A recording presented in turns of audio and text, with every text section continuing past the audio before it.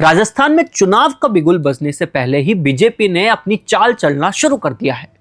चुनावों की तारीखों का ऐलान होना भी बाकी है, लेकिन बीजेपी ने अपना चुनावी होमवर्क शुरू कर दिया है।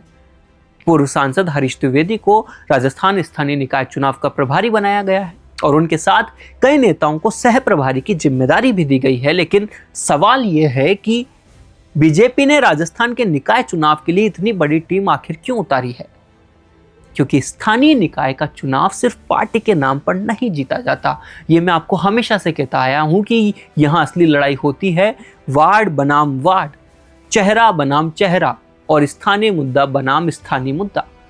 किस वार्ड में पानी की समस्या है, किस वार्ड में सड़कों की समस्या है, सड़कें खराब है, कहां सफाई व्यवस्था को लेकर लोग नाराज हैं, कहां सीवर और ट्रैफिक बड़ा मुद्दा है, और सबसे महत्वपूर्ण बात यह है कि किस वार्ड में पार्टी का कौन सा उम्मीदवार जीतने की स्थिति में है।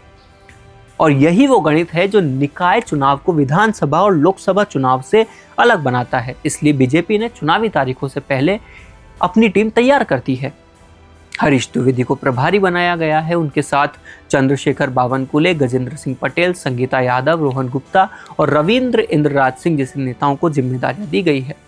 अब देखना यह होगा कि टीम सिर्फ चुनावी मैनेजमेंट करेगी या बीजेपी के संगठन को बूथ और वार्ड स्तर पर मजबूत करेगी, क्योंकि असली चुनौती अब शुरू होगी टिकट वितरण के समय।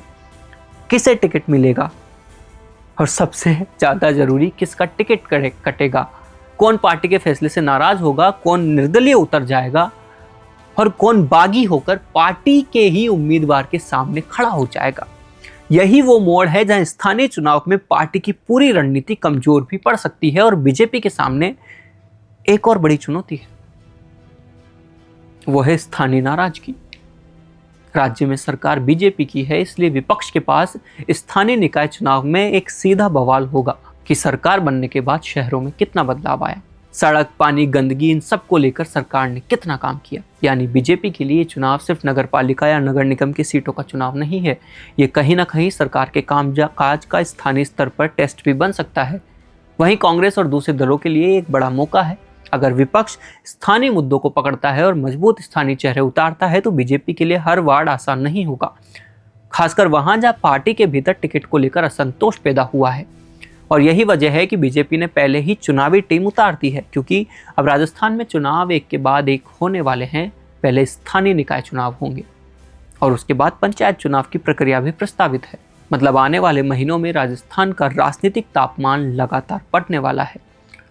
लेकिन इस पूरे चुनाव पर सबसे बड़ा सवाल यही रहेगा कि क्या बीजेपी का संगठनात्मक मैनेजमेंट स्थानीय नाराजगी पर भारी पड़ेगा या फिर कांग्रेस और दूसरे दल स्थानीय मुद्दों और मजबूत उम्मीदवारों के जरिए बीजेपी को चुनौती देंगे। क्योंकि इस बार मुकाबला बीजेपी बनाम कांग्रेस नहीं है, मुकाबला होगा पार्टी बनाम बगावत, फिर चेहरा बनाम चेहरा और वादे बनाम जमीन पर काम।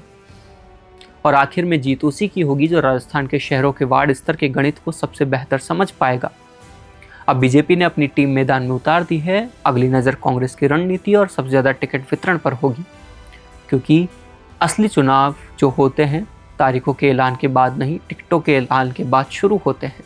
बेहतरीन पॉडकास्ट सेटअप्स, शानदार चैनल रीच, जबरदस्त सोशल मीडिया प्रेजेंस के साथ द फैक्ट इंडिया के जरिए बढ़ाइए अपना व्यापार। न्यूज वीडियोस में एलबेंट हो या फिर हर न्यूज की शुरुआत में हो आपके एड्स, फेसबुक पर आपके बिजनेस प्रमोशन वीडियोस और ग्राफिक्स हो या फिर इंस्टाग्राम पर कोलैबोरेशन के साथ रील्स, सब कुछ मिलेगा आपको द फैक्ट इंडिया पर। तो आज ही डीएम करें इंस्टाग्राम पर, व्हाट्सएप के नंबरों पर मैसेज करें और अपने व्यापार को दें ऑर्गेनिक प्रमोशंस की ताकत, सिर्फ द फैक्ट इंडिया न्यूज के साथ।